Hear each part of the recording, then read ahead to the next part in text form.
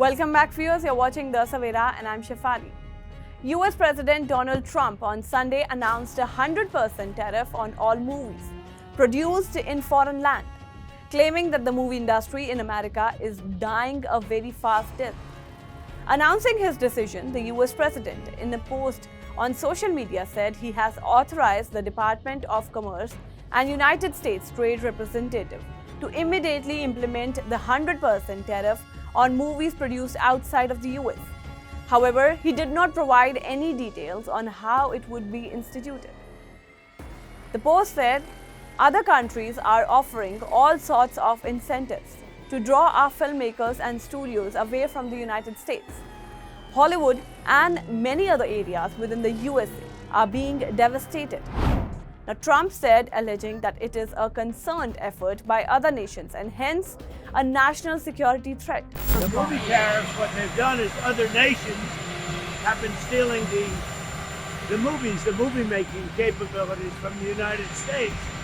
And I said to a couple of people, what do you think? I've done some very strong research over the last week, and we're making very few movies now. Hollywood is being destroyed. Now, you have an incompetent, grossly incompetent governor that allowed that to happen. So I'm not just blaming other nations, but other nations, a lot of them, have stolen our movie industry. And I'm saying, if they're not willing to make a movie inside the United States, then we should have a tariff on movies that come in. And not only that, governments are actually giving big money. I mean, they're supporting them financially. So that's sort of a threat to our country in a sense. And it's been a very popular thing.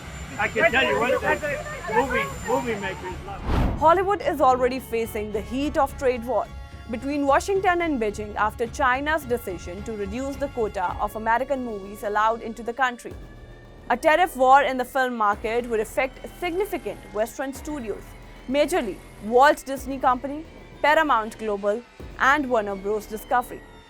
The China Film Administration, in a statement on April 10th, said the wrong action of the US government to abuse tariff on China will inevitably further reduce the domestic audience favorability towards American film. After the USA, China is the second largest market of movies. Although in recent times, domestic Chinese movies have outshone Hollywood imports.